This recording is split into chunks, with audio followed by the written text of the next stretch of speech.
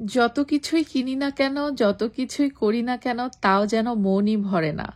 তাই বাংলাদেশের জন্য আজকে লাস্ট দিনের জন্য শপিং করতে বের হয়েছি। বাংলাদেশে যাব বলে কথা। আসলে যেখানে নিজের জন্মস্থান, সেখানে ছোটবেলা থেকে বেড়ে ওঠা থেকে শুরু করে বন্ধু বান্ধব আত্মীয় স্বজন তো কম নেই, তাই না? কেউই আসলে কিছু চায়নি। তারপরও আমার কাছে মনে হয়েছে বিদেশে বসবাস শুরু করার পর থেকে প্রথমবার দেশে যাচ্ছি। মানে প্রায় 5 বছর চলছে আমরা দেশে একটাবারও যাইনি, এই প্রথমবার যাচ্ছি। তো অবশ্যই সবার জন্য একটু করে চকলেট হলেও হাতে করে নিয়ে যাব, যাতে সবাইকে দিতে পারি। আসলে আমার শ্বশুর বাড়ির দিকে এবং আমার বাবার বাড়ির দিকে দুই দিকেই কিন্তু আলহামদুলিল্লাহ আমাদের অনেক আত্মীয় স্বজন, মানে চাচা, মামা, খালা, এরা অনেক। তো যেহেতু অনেকজন, তো সেহেতু আসলে দুই বাড়ির জন্যই আমার প্ল্যান হচ্ছে অল্প করে হলেও সবার হাতে যেন আমি কিছু একটা পৌঁছে দিতে পারি। তো এর জন্য আমি যা যা কেনা লাগে, বেশ অনেক শপিং অলরেডি হয়েছে, আপনারা দেখেছেন ভিডিওতে।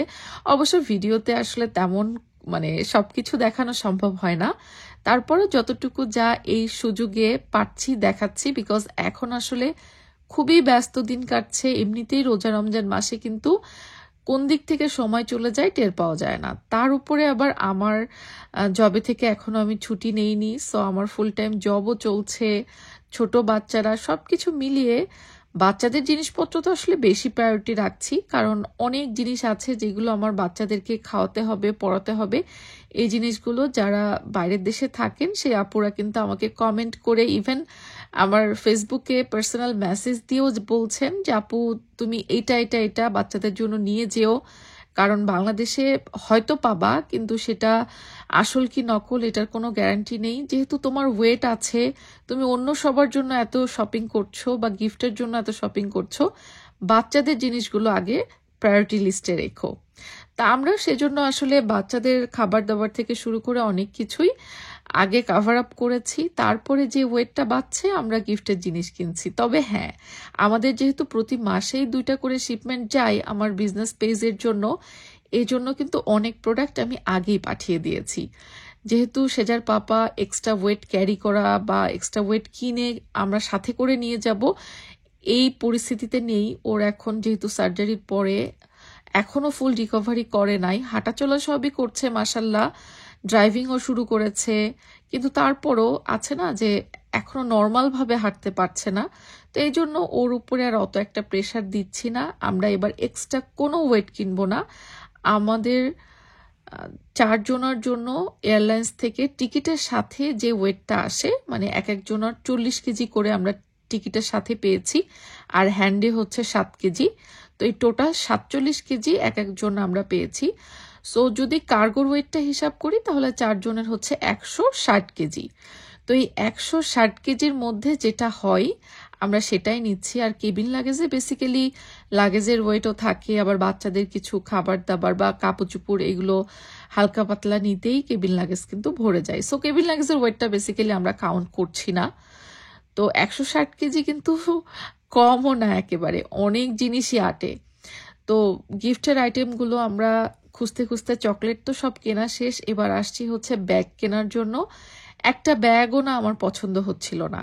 মাঝে মাঝে দেখি এই শপে এত সুন্দর সুন্দর কালেকশন আসে, কিন্তু আজকে কি কপাল হলো জানি না, আজকে যাওয়ার পরে কেন জানি আমার কাছে কোনো কালেকশনই ভালো লাগছিল না। বাট আমি চাচ্ছিলাম আমার যা, মানে আমার একমাত্র যা, তার জন্য আমি হচ্ছে একটা ব্যাগ নিব।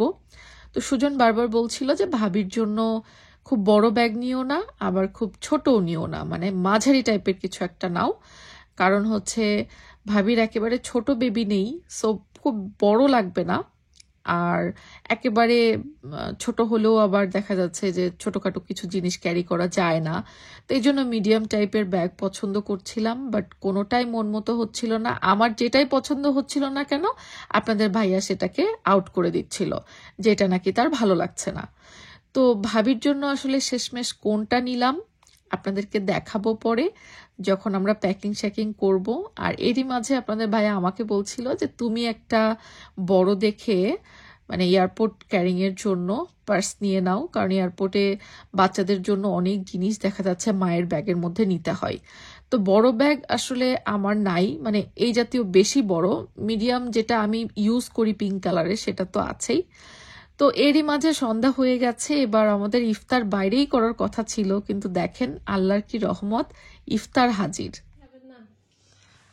সিলেটি ইফতারি আমার ঘরে, এই যে দেখো কত। আপু আমি প্লেট এনে দিয়ে একসাথে আপনিও বসে খেয়ে ফেলেন। না আপু এটা কেমন লাগে জানি একসাথে। কেমন লাগবে কি, আমি তো এই খাবার শেষ করে। এটা হচ্ছে গিয়ে মাছের ডিমের বড়া, এটা ছোলা ভুনা, এটা আর এটা হচ্ছে চিজ টোস্ট টাইপের। এটা এটা এটা আমার হাতে সমোসা, আর এটা হচ্ছে কলিফ্লাওয়ার। আচ্ছা, আর এটা হচ্ছে homemade samosa, homemade spring roll. এটা হচ্ছে আখনি। আমি আখনিটা খুব পছন্দ করি, সিলেটি আখনি। আজকে তো রমজান, লবণ কি হয়েছে জানি না, ভাইয়ার জন্য হয়তো পারফেক্ট হবে, আমাদের জন্য, আমার জন্য স্পেশালি একটু। আর এটা হচ্ছে উইংস গ্রিল। আর এটা কি হয়েছে, আমি একটু রুহ আফজা দিছি এখানে, এই রমজানের জন্য একটু রুহ আফজা দিলাম। হ্যাঁ বুঝতে পারছি, রুহ আফজা ফ্লেভার। জি, রমজানের জন্য ভাবছি যে একটু রুহ আফজা দিই। আমরা কিন্তু শপিং এর অর্ধেকটা শেষ করে আর অর্ধেকটা বাকি রেখেই শুধুমাত্র তানিয়া চৌধুরী আপুর ফোন পেয়ে বাসায় ব্যাক করেছিলাম ইফতারের কিছু সময় পরে। আমাদের প্ল্যান ছিল বাইরে ইফতার করব, যেহেতু শপিং এখনো শেষ হয়নি এই জন্য। বাট আপু এত আদর করে আমাদেরকে আর এত রিকোয়েস্ট করে বলছে যে আমরা আপুকে কথা দিছি, আচ্ছা ঠিক আছে আমরা ইফতারের সময় বাসায় ফিরবো। তাও ফিরতে একটু লেট হয়ে গেছে। ফেরার পরে আপু আমাদের জন্য অনেকগুলা ইফতার নিয়ে আসছিল, একেবারে সিলেটি খাবার দাবার। তো সেগুলো খেলাম, তারপরে একটু চা কফি খেলাম, আপুর সাথে গল্প করলাম, আপুকে আমার বাসাটা একটু ঘুরায় দেখালাম। আমার নতুন বাসায় অবশ্য আপু এর আগে কখনো আসে নাই, এবারই প্রথম আসছে। বাট তারপরেও খুব একটা সময় দিতে পারিনি, যেহেতু আমার হাতে সময় কম, শপিংও কিছু বাকি আছে। তো এই জন্য পরে আপুকে বিদায় দিয়ে আমরা আবার এসেছি শপে, কারণ শপ হচ্ছে আবার 10টা-11টার পরে ক্লোজ হয়ে যাবে। সুপার স্টোরগুলো সাধারণত একটু বেশি সময় খোলা থাকে, মল কিন্তু আরো আগেই বন্ধ হয়ে যায়। তো আমরা আবার এসে কিছু কিছু যা বাকি ছিল, বিশেষ করে বাচ্চাদের বিভিন্ন জিনিসপত্র, টুথপেস্ট টুথব্রাশ থেকে শুরু করে, আর এই বুইনো চকলেট, কিন্ডার বুইনোর এই চকলেটটা বিশেষ করে আমার দেবরের খুব পছন্দ।